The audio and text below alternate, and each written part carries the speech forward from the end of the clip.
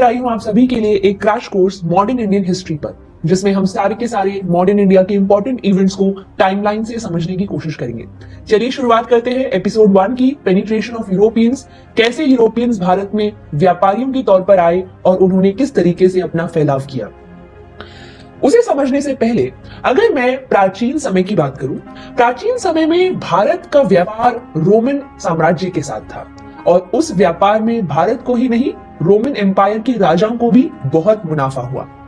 ये वो रूट्स हैं जिनका इस्तेमाल किया गया, जैसे कि लैंड रूट्स आप देख सकते हैं, सिल्क रूट्स आप देख सकते हैं, जिनके ऊपर सिल्क जो है उसको ले जाया जाता था चाइना से रोमन एम्पायर की ओर। वहीं आप रेड सी एरिया देख सकते हैं, पर्शियन गल्फ देख सकते हैं। इस इलाके का, इस पर्टिकुलर एरिया का इस्तेमाल भी यहाँ पर रोमन एम्पायर के साथ कनेक्ट होने के लिए किया जाता था। ये था समुद्री रूट। तो इन दोनों तरह के रूट्स का इस्तेमाल बहुत ही बेहतरीन तरीके से प्राचीन समय में किया गया। लेकिन फिर बदलाव आया मध्यकाल में। मध्यकाल की अगर बात करें तो उस समय में ये जो सेंट्रल पार्ट है, अगर मैं बात करूं, जहां पर आप हरा रंग फैलते हुए देख रहे हैं, बेसिकली ये है टर्क्स का साम्राज्य। कैसे धीरे धीरे करके टर्क्स ने अपना फैलाव किया इस इलाके में, और इसी वजह से उन्होंने भारत के साथ जो कॉन्टैक्ट्स थे यूरोपियंस के, उसको भी तोड़कर रख दिया। हालांकि अगर हम इस रोमन एम्पायर की बात करें तो रोमन एम्पायर ने काफी बड़ा एरिया अपने अंडर लिया, जिसकी वजह से पर्शियन गल्फ और रेड सी वाला इलाका, जिसको ट्रेड के लिए, व्यापार के लिए यूज किया जाता था, वो भी ब्लॉक हो गया। ब्लॉक कैसे हुआ? ऑब्वियसली बात है कि यहां से गुजरने वाला हर व्यापारी जो है उसको टैक्स देना पड़ेगा ऑटोमन टर्किश एम्पायर को, और वो टैक्स बहुत ही ज्यादा हैवी हुआ करता था, बहुत ज्यादा हुआ करता था, और व्यापारी इतना टैक्स देकर मुनाफा नहीं कमा सकते थे। यूरोपियन कंट्रीज जैसे कि स्पेन, पुर्तगाल, यूनाइटेड किंगडम्स, फ्रांस, वो भारत के साथ व्यापार फिर से स्थापित करना चाहते थे, उसका मुनाफा कमाना चाहते थे, लेकिन वो इस एम्पायर से गुजरते हुए रेड सी और पर्शियन गल्फ का इस्तेमाल नहीं कर सकते थे बिना कोई टैक्स दिए। तो अब बारी थी एक नए रास्ते को ढूंढने की, और वो नया रास्ता लैंड रूट नहीं हो सकता, क्योंकि कहानी वही रहेगी, किसी ना किसी दूसरे किंगडम को टैक्स देना पड़ेगा। तो समुद्र से होते हुए ही एक नए रास्ते की खोज जरूरी थी। यहाँ वो रास्ता कुछ इस प्रकार हो सकता है। इस रास्ते को अगर यहाँ पे ढूंढ लिया जाए तो भारत तक आराम से बिना टैक्स दिए पहुंचा जा सकता है। इस पर्टिकुलर डायरेक्शन की ओर, इस ओर सबसे पहला कदम स्पेन ने उठाया।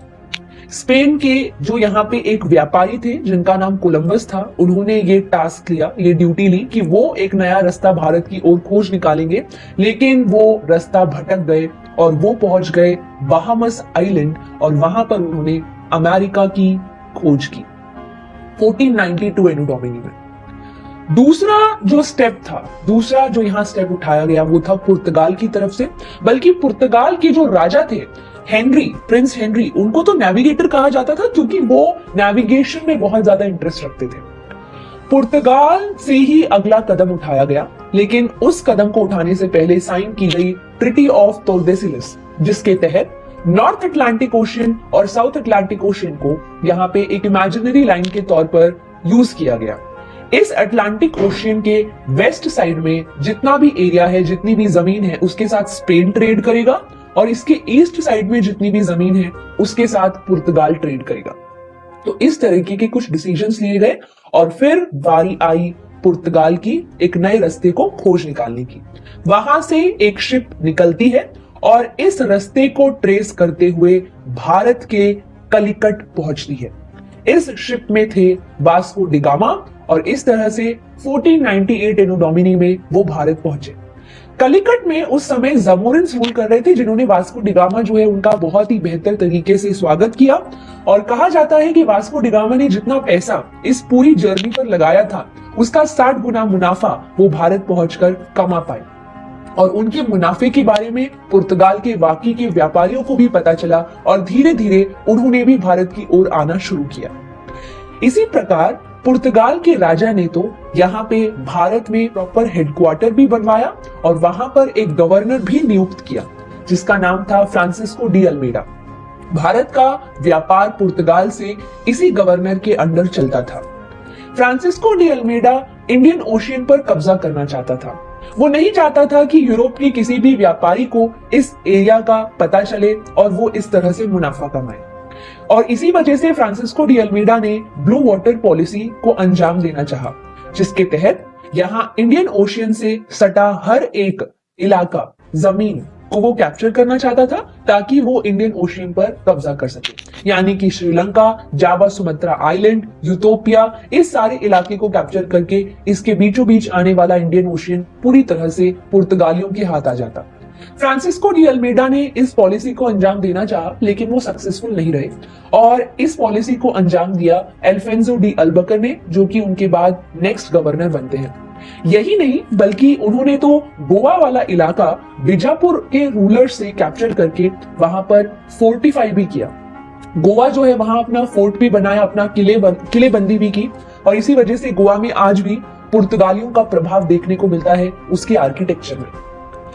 अल्फोंसो डी अल्बकर के बाद पुर्तगालियों का इस एरिया में जो फैलाव है वो धीरे धीरे बढ़ने लगा और ये जो मुनाफा है इसके बारे में जानकारी बाकी इलाकों तक भी फैलने लगी। तो चलिए इन सारे इवेंट्स को प्रॉपरली टाइमलाइन में ऐड करने की कोशिश करते हैं।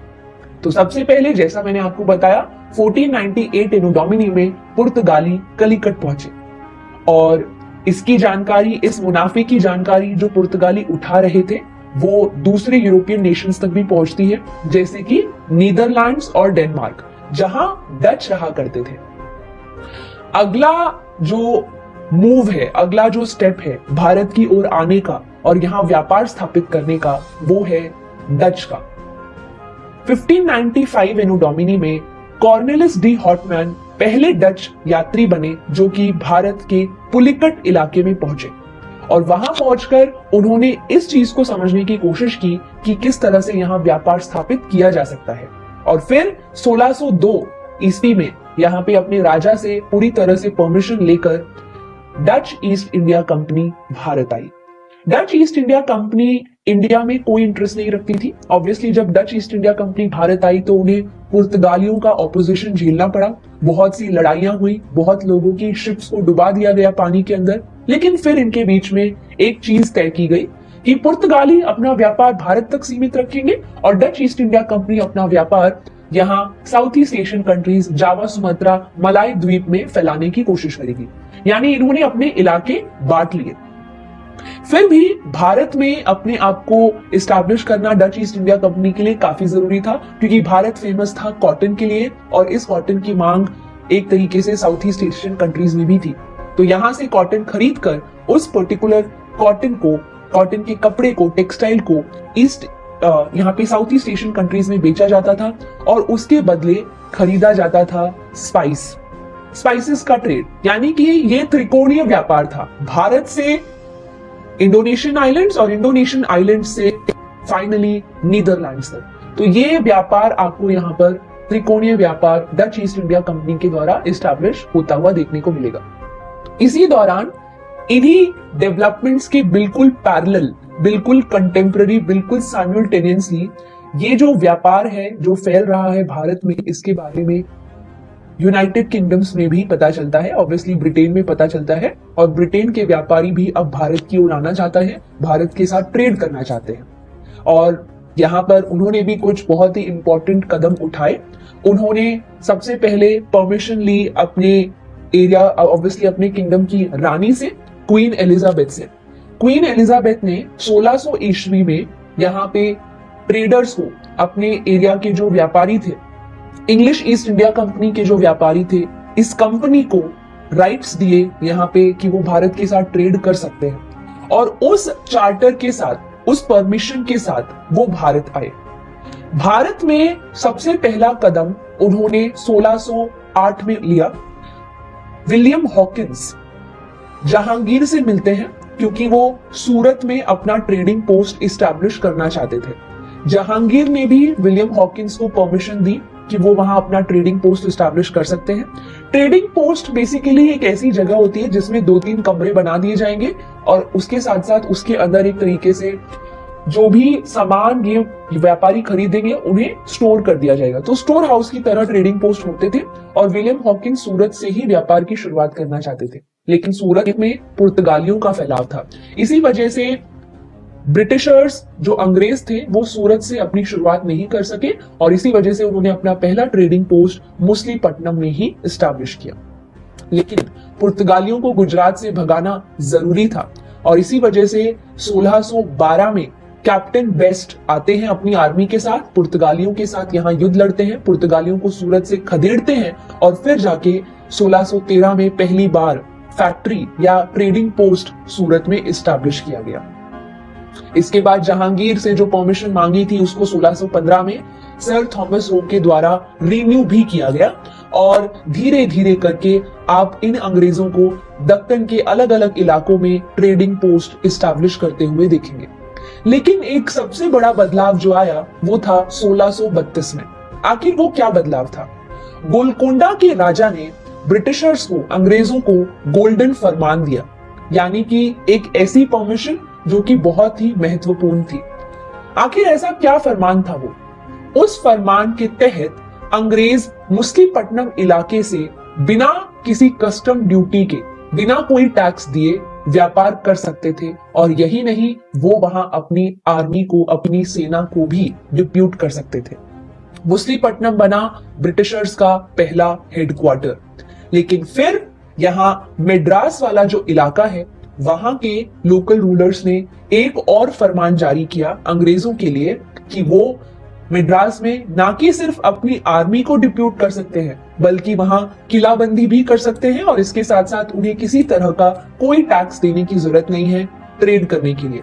उन्हें सिर्फ सालाना 500 पगोडाज देने पड़ते थे। पगोडा एक यूनिट होती है करेंसी, एंड उतना पैसा देकर वो पूरे साल फ्री में व्यापार कर सकते थे। और इस तरीके से मेड्रास हेडक्वार्टर शिफ्ट कर दिया गया मुसलीपट्टनम से। और यही नहीं, मेड्रास में किलेबंदी भी की गई और वो किला सेंट जॉर्ज कहलाता है, फोर्ट सेंट जॉर्ज। इसके बाद जो नेक्स्ट स्टेप उठाया गया वो था 1651 में, जिसमें ब्रिटिशर्स को बंगाल में ट्रेड करने की परमिशन मिली।